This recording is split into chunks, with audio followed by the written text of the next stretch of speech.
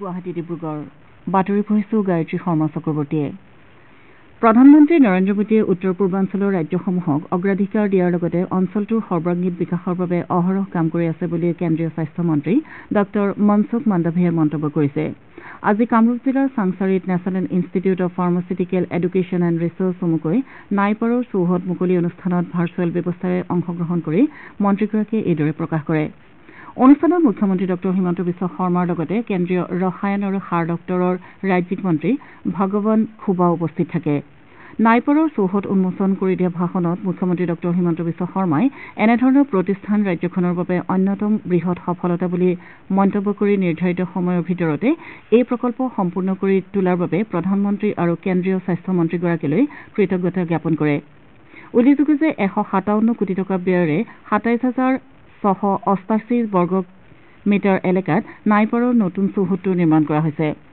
আজিৰ অনুষ্ঠানত নাইপাৰৰ সমান্তৰালকৈ ৰাজ্যৰ স্বাস্থ্য আন্তঃগাঁথনি খণ্ডৰ সৈতে জড়িত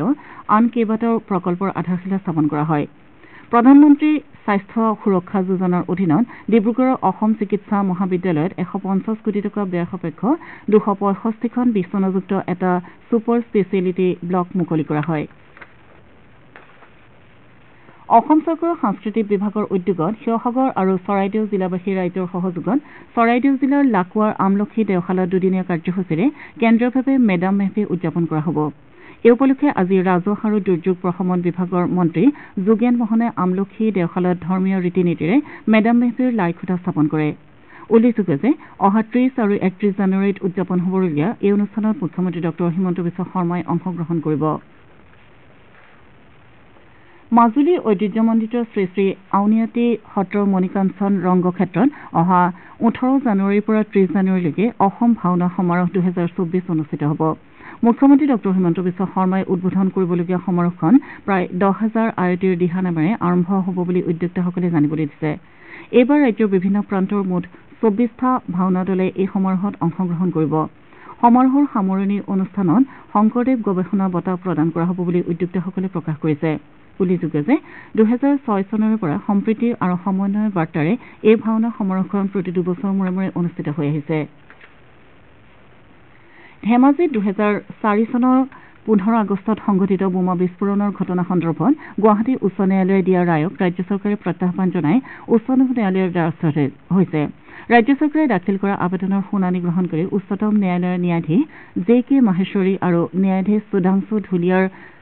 খণ্ড বিচাৰপীঠে আজি সংশ্লিষ্ট পক্ষলৈ জাননী জাৰি কৰিছে উল্লেখযোগ্য যে বিগত বছৰৰ 24 আগষ্টত গুৱাহাটী উচ্চ ন্যায়ালয়ে ধেমাজি কাণ্ডত অভিযুক্তসকলক দোষমুক্ত ঘোষণা কৰে উচ্চ ন্যায়ালয়ে অভিযুক্তক দোষমুক্ত হিচাপে ঘোষণা কৰি দিয়া ৰায়ক ৰাজ্য চৰকাৰে প্ৰত্যাহ্বান জনাই উচ্চতম ন্যায়ালয়ৰ দ্বাৰস্থ হয় বিদ্যালয়সমূহৰ গুণগত মান বৃদ্ধিৰ বাবে চৰকাৰে গ্ৰহণ কৰা গুণোৎসৱ কাৰ্যসূচী ৰাজ্যৰ 13খন জিলাত আজি সামৰণি পৰিছে কৃষিমন্ত্ৰী অতুল বৰাই আজি গুৱাহাটীৰ দক্ষিণ বেলতলা উচ্চ মাধ্যমিক বিদ্যালয়ত বহিঃ মূল্যায়ক হিচাপে উপস্থিত থাকে মন্ত্ৰীগৰাকীয়ে বিদ্যালয়খনৰ শৈক্ষিক দিশৰ বিভিন্ন বিষয় নিৰীক্ষণ আৰু পৰ্যালোচনা কৰে পৰিদৰ্শনৰ সময়ত বিদ্যালয়খনৰ ছাত্ৰ ছাত্ৰীসকলৰ সৈতে তেওঁ মত বিনিময় কৰে ইপিনে যোৰহাটৰ জিলা আয়ুক্ত পুলক মহন্তই ধেনুসোচা প্ৰাথমিক বিদ্যালয় আৰু শংকৰদেৱ চেনিমেৰী হাইস্কুলত উপস্থিত থাকি ছাত্ৰ ছাত্ৰীৰ শৈক্ষিক আৰু গুণগত মান মূল্যায়ন কৰে জলসম্পদ তথা জনসংযোগ মন্ত্ৰী পীযুষ হাজৰিকাই আজি মৰিগাঁও জিলাৰ মায়ং উন্নয়ন খণ্ড ভ্ৰমণ কৰি অঞ্চলটোত ৰূপায়ণ হৈ থকা প্ৰধানমন্ত্ৰী আৱাস যোজনা গ্ৰামীণৰ লগতে অন্যান্য গ্ৰামোন্নয়ন আঁচনিসমূহৰ সন্দৰ্ভত এখন পৰ্যালোচনা সভাত অংশগ্ৰহণ কৰে মন্ত্ৰীগৰাকীৰ সৈতে জিলাখনৰ আয়ুক্ত দেৱশী শৰ্মা জিলা পৰিষদৰ মুখ্য কাৰ্যবাহী বিষয়াৰ লগতে অন্যান্য বিভাগৰ বিভিন্ন বিষয়া কৰ্মচাৰীসকল উপস্থিত থাকে মায়ং উন্নয়ন খণ্ডত এতিয়াও অসম্পূৰ্ণ হৈ থকা আঁচনিসমূহ শীঘ্ৰে সম্পূৰ্ণ কৰিবলৈ মন্ত্ৰীগৰাকীয়ে সংশ্লিষ্ট বিষয়াসকলক নিৰ্দেশ দিয়ে আকাশবাণী গুৱাহাটী কেন্দ্ৰৰ আঞ্চলিক বাতৰি বিভাগে কাইলৈ নিশা 8:02 দৃষ্টিপাতত বিকশিত ভাৰত সংকল্প যাত্ৰা সন্দৰ্ভত আলোচনা প্ৰচাৰ কৰিব এই অনুষ্ঠানত গুৱাহাটীৰ মেয়ৰ মৃগান শৰণীয়া সমল ব্যক্তি হিচাপে উপস্থিত থাকিব আগ্ৰহী শ্ৰোতাসকলে অনুষ্ঠান চলি থকা সময়ত 0361-266-1876 আৰু 266-2325 নম্বৰত ফোন কৰি শ্ৰী শৰণীৰ সৈতে কথা পাতিব পাৰিব আমাৰ এতিয়াৰ বাতৰি ইমানতে অন্ত পৰিল